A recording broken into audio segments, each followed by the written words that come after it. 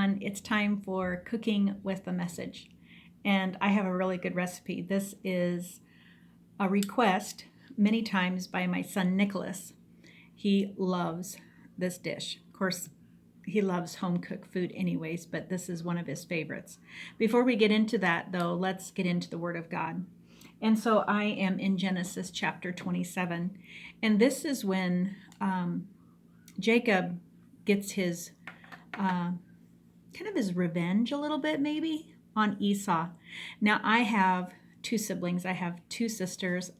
I have an older sister and a younger sister. And my older sister and I, growing up, we were very close. But my little sister and I, we fought like cats and dogs. Now that we're older, we're really good friends. And I can confide in her, and I love talking to my little sister. But growing up, I can understand where Jacob and Esau were coming from. They were twins. And at the time of their birth, there was even this little argument going on inside of the womb. And when they were born, Jacob was going to be born first, but Esau grabbed him and pulled him back so that Esau was born first. Don't know, that's kind of weird. I don't, it's just kind of crazy. But in the tradition, the firstborn gets everything. And Jacob was mom's favorite, so Rebekah's favorite, and Esau was dad's favorite, so Isaac's favorite child. And so Esau and Isaac were very close, and Rebekah and Jacob were very close. And of course, Rebekah wanted the best for her favorite child, and she wanted Jacob to have the birthright. And so Isaac had made the decision it was time to pass on the birthright to Esau. And so he told Esau to go out and go hunting and come back and provide for him his favorite meal. So Esau goes out and goes hunting. Well, Rebekah overheard the conversation, and she decides now is the perfect time to have her favorite son, Jacob, take advantage. So she goes and tells Jacob, here's what we're going to do. I'm going to make something special for your dad, and you're going to take it in and get his blessing. Now, Isaac had gone blind, and so he couldn't see which kid was which. But there were certain distinctions between Jacob and Esau. Esau was a hunter. Jacob wasn't. Esau was hairy, a very hairy man, and Jacob wasn't. Esau had a smell to him from being outdoors all the time. And Jacob was at home by the fire with his mom, so he had a totally different smell. He didn't have that wild smell to him. And so Jacob says to his mom, well, I don't understand how this is all going to work because of all these things. Well, Rebekah had figured it all out. So they took and wiped grease on him so he smelled odorous. And then they put animal hair on him. And then he went in and he talked to his father. Now his father was kind of like, well, okay, well, that was awfully fast. I just sent you out. And he says, oh, well, God blessed me with the opportunity to find the animal really fast. And so I came back and I cooked it up for you, Dad. Well, you sound like Jacob, not Esau. Come here and let me smell you. So he comes closer and he smells and he goes, well, you smell like Esau.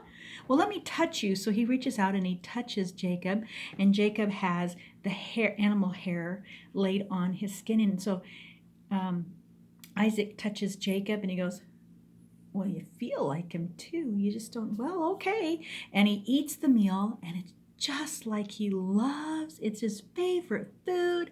And he goes, okay. And he gives Jacob the firstborn blessing. By the time this is all said and done, Esau comes back, finds out that Jacob has done this, and his mom, and that he's been tricked. And his mom says to Jacob, run for your life. So then begins this great saga of sibling rivalry. they're out for each other. And it continues on in the book of Genesis about all that happens between these two brothers. They do end up uniting, but there's still this friction between them. And but it starts with this meal that was supposed to be made out of love for the Father by the Son. And it was a trick. Well, this is no trick. This dish is no trick. It is Salisbury steak, and it's very simple. And it's, like I said, it's Nicholas's favorite, and he's not here tonight to get it. So, too bad for him. He'll just have to have leftovers. So it starts off with 1.5 pounds of ground beef. And don't cook it. You want it raw because you're going to add some stuff to it.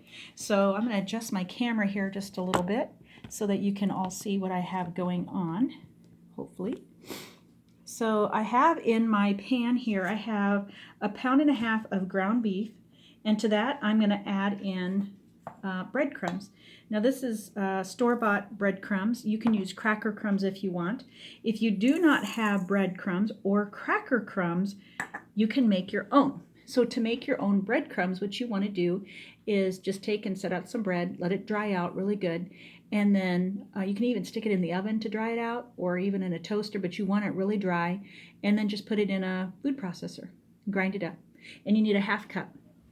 And then to that, I'm also going to add a couple of tablespoons of minced dry onion.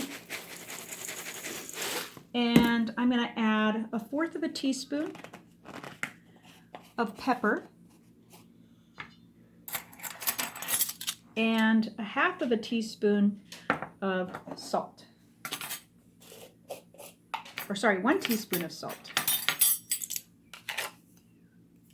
And then I'm going to add 1/2 cup of milk.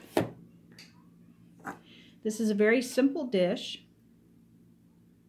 and it is wonderful served with mashed potatoes because you're going to cook this in your own, you're going to make a gravy, and this gravy is wonderful over mashed potatoes. So now you're just going to take your hands and work all of this together. And then you're going to form these into either little patties or meatballs, and I have done both, so it doesn't matter.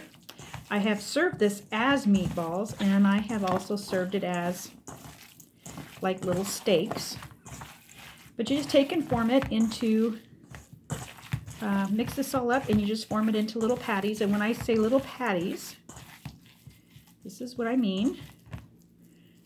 Like little slider patties almost, I'd call them. Just little tiny patties, about the size of your palm. So they just sit in your palm.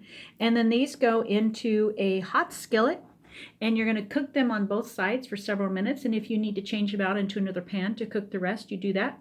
And so I'm going to go ahead and do some, and then I will come back and show you what's going on. Okay, I have my hamburger patties cooking, so I'm going to show those to you. There they are in the skillet. And then there is actually more that will not fit in my skillet right now, so I have them ready to go. As soon as these come out of the skillet, I will put them on a plate, cook up the rest. But what I'm going to do next is I'm going to make the gravy. And so what I'm going to need is 1 can of cream of mushroom soup and a cup of water. So I have here my can of cream of mushroom soup, and I'm going to add 1 cup of water, and I'm going to give this a mix. Just stir it together and set this aside. So I've got that ready to go. I'm going to set that aside and come back over here and check on my patties, and they are cooking up really pretty nice. Now this is a hot skillet. I like to use cast iron. That's just my favorite kind of pan to use. Some people don't like cast iron, but it is my choice preference. So what I'm going to do is I'm going to flip these over.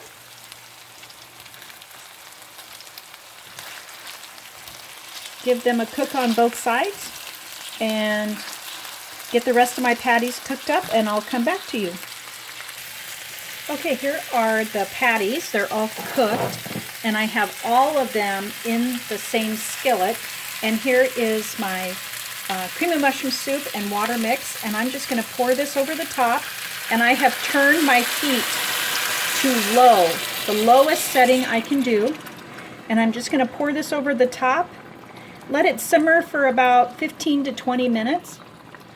And it's bubbling away there. And a lot of times I add an extra can of cream of mushroom soup and water just because we really like the gravy for over mashed potatoes.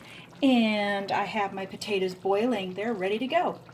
So here it is. It'll be ready in about 15 to 20 minutes. Just turn your temperature setting down to the very lowest you can. You can cover it, keep it uncovered. I kind of stir it up a little bit as it goes on, but I'll show you a picture of what it looks like when it's all done. You guys have a great time, and remember, Jacob and Esau, and no sibling rivalries. Get along.